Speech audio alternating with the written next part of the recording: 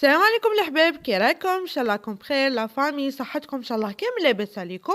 كيما عودتكم على قناتي كويزين نعيم، اليوم جيت نبارطاجي معكم ميني بيتزا ما شاء الله في البنة، يعني خفيفة كالقطن روعة، يعني تستاهل باه تجربوها. حبوباتي حبابي، قبل ما نبدا ما تنساوش تخلوا لي جيم ابوني بارطاجوا لي هذا الفيديو هكا بتكبر القناة تاعي. ودروك نروحو نشوفو طريقة على بركة الله.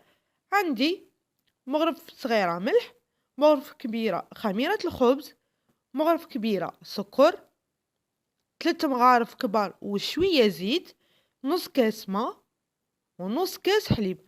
الوغ الماء مع الحليب سخونين باه ليه تخمر لنا لاباط، والفارينة باه نلم العجينة. الوغ في ريسيبيون ندير نص كاس حليب نص كاس ما، يعني نخلط السوائل مع بعضهم، ونضيف عليهم مغرف كبيرة خميرة الخبز مع مغرف صغيرة ملح، مغرف كبيرة سكر، خلطته مليح، ونضيف الزيت كيما قلت لكم 3 مغارف كبار وشويه، حوالي ربع هكاك، ونخليهم على جهه 10 دقائق يريحوا، يعني السوائل يتفاعلوا مع الخميره السكر. ابخي نضيف الفارينه تدريجيا.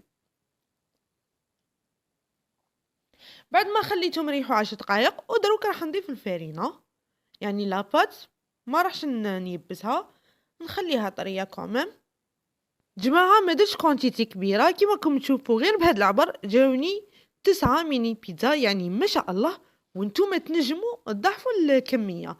الوغ كيما راكم تشوفوا لاباط تاعنا بدات تتلم، راح نخليها تريح حوالي ساعة حتى لساعة ونص، يعني كل ما يزيد الفوليوم تاعها نخسر العجينة او نعجنها. هذيك هي حتى 3 خطرات. ابخي نخدموا لاباط تاعنا.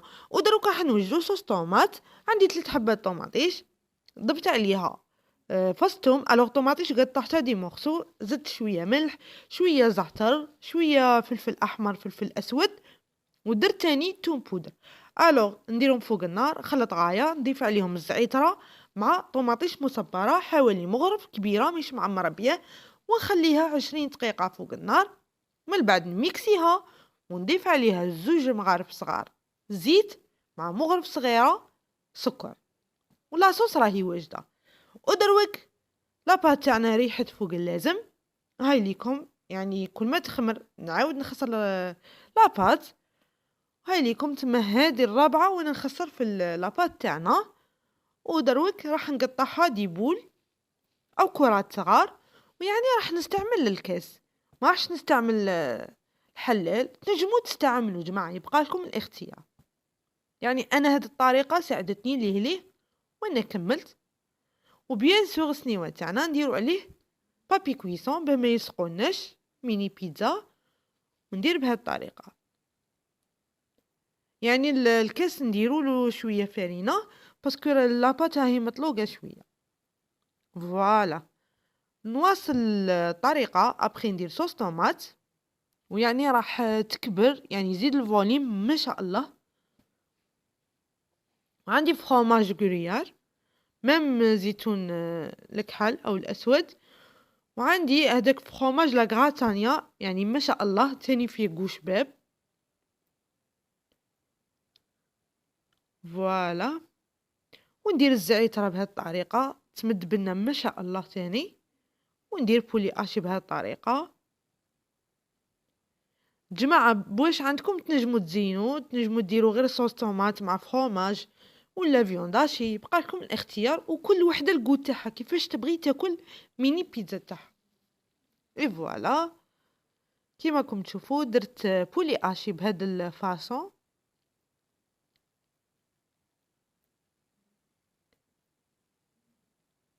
ونزيد طون، يعني الطون تاع الطوماطيش.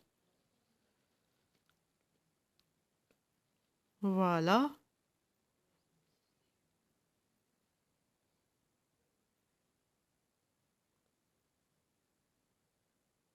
ونزيد فخوماج.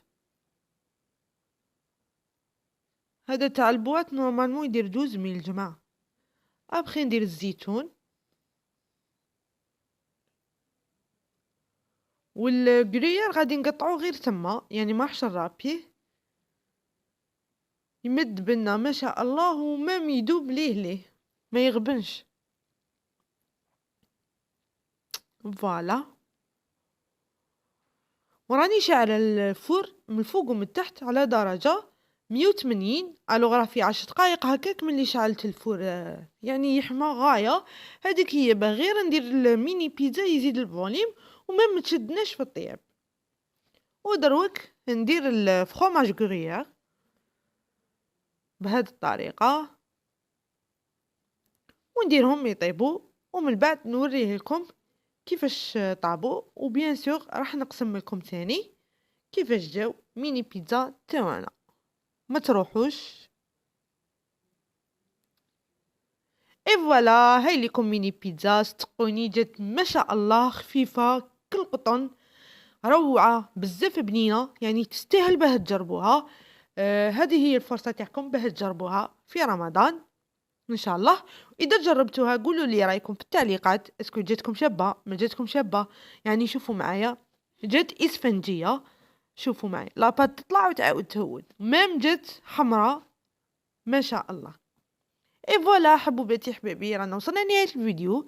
اذا عجبتكم الوصفه تاع اليوم ما تنساوش تخلوا لي جيم، ابوني، بارطاجوا لي هذا الفيديو مع الاحباب، هكا بتكبر القناه تاعي. اي غوساتاي في خاطركم قولوا لي باه نجربها معكم. صحه سحوركم وتهلاو في رواحكم، وان شاء الله نتلاقاو مع وصفه جديده. سلام.